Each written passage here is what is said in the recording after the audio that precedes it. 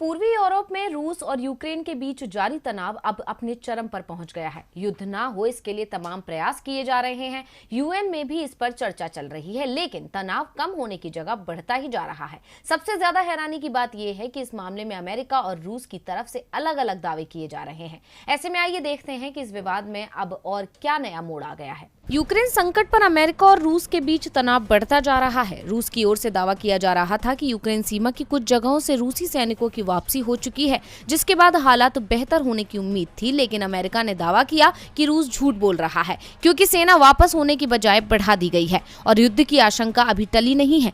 रूस समर्थित लोगों ने यूक्रेन की सेना पर हमले करना भी शुरू कर दिया है। रूस यूक्रेन पर हमला करने का बहाना ढूंढ रहा है। इस मुद्दे की गंभीरता को समझते हुए अमेरिका के राष्ट्रपति जो बाइडेन ने यूक्रेन रूस संकट पर बैठक करने की बात की थी, जिसमें France, Germany, Italy, Poland, Romania, Britain, यूरोपीय संघ और नाटो के नेताओं के साथ यूक्रेन को लेकर चर्चा की गई। अमेरिका की यूक्रेन में बढ़ती दिलचस्पी के बीच रूस ने अब अमेरिका के खिलाफ भी कार्रवाई शुरू कर दी है।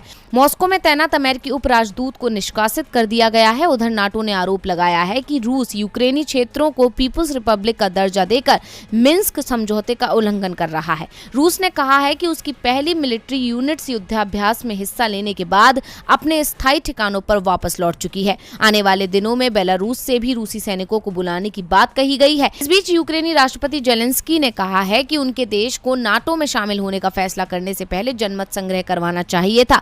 वहीं सुबह रशियन मीडिया ने खबर दी है कि यूक्रेन में लुहांस्क में मोटार शेल्स और ग्रेनेड्स दागे गए हैं।